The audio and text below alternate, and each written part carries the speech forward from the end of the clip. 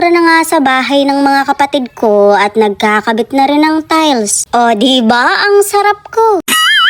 Nagpunta nga ako sa gilid ng bahay kaya makikita nyo kung gaano kababa yung lupa namin dati. Shoot, mare, hindi na binabaha. Tiniis ko na lang sana si tagilid, hindi pa ako napagasto sa flood control. Dahil nagfi-finishing na nga, mapapadalas na rin ang pagpunta ko rito. Mare, kabila ang bayarin din kasi yung nag-aabang sa akin. Mas magastos talaga kapag nagfi-finishing na. Ring at pinipinturahan na yung gate pero parang may mali. Magkaiba yata ka ako ng kulay pero hindi pa pala tapos. Masyado kasing bida-bida, ikaw kaya magpintura. At yarn? Sisilipin ko nga yung pag-waterproofing din pero napansin kong wala yatang baha. Shoot, mare, kabod na lang nawala. Wala na rin akong pera. Palpak yata yung flood control ko, pinrank lang ako ng baha. Namomroblema nga yung kapatid ko dahil may dagdag poklat na naman daw siya. Kanina kasi mare, napadaan kami sa mga batang naglalaro ng remborak. Namiss ko yung kabataan ko kaya sumali ko. Nakigaya si Syo nga pero nang huli ng palaka. Pero ang sabi ko nga'y okay lang yan dahil marami rin akong poklat. Mare, mga katibayan yan na na-enjoy ko yung kabataan ko. Hindi pa kasi uso yung cellphone noon kaya panay luksong baka yung nilalaro ko. Mga moro-morong kabugan, ganyan. Pero ang favorite ko noon Eat Kurikit.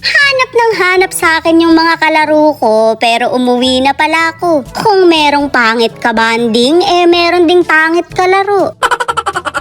Tanda nyo pa ba mare, yung laro ang text at pogs noon? Maski nga yung mga tansan, pinaglalaroan noon. Kilala nyo ba yung tindahan ni Ate Vicky? Doon kami madalas manghingi noon. Pero kahit ngayong matanda na ako, nag-iipon pa rin ako ng tansan. Binibili ko na dahil malakas ako sa gin. Mga pulang kabayo, ganyan. Kaya yung mga naglaro ng tansan dyan, siguro'y manginginom na kayo ngayon.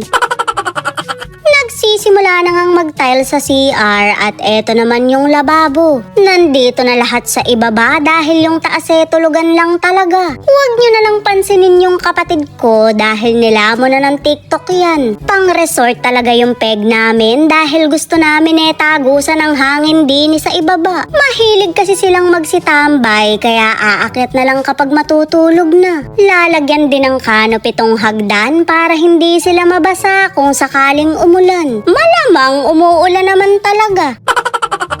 Hindi nga kami makapasok dahil may nakaharang na andamyo. Pero pinilit pa rin namin dahil ipapakita ko yung balcony sa inyo. Nagkasya naman ako dahil medyo pitit-pitit pa. Pero panis kayo sa nanay ko dahil kinaya niya kahit hindi hinahati ang bewang. Nakapagkabit na nga nito pero hindi ko alam kung ano tawag. Basta yan na yon, tiles na lang ang kulang dito. Napaka-presko nga ng hangin kaya napakasarap tumambay. Sakto rin na landingan to kapag naging manananggal na yung nanay ko sa gabi.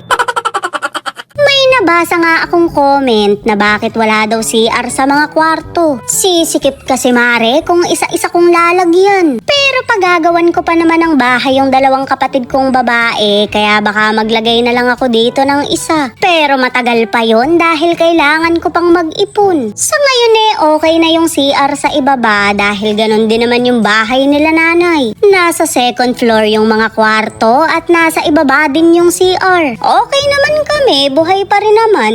Kumpara naman sa bahay namin noon sobra-sobrang pasasalamat na to. Hindi rin naman ako nagsisisi na pinatambakan ko to kahit wala nang baha. Summer lang kasi ngayon pero magtatag-ulan na uli. Hindi na sila maiipunan ng tubig dahil kapantay na ng daan. Worth it pa rin naman ang flood control project ko.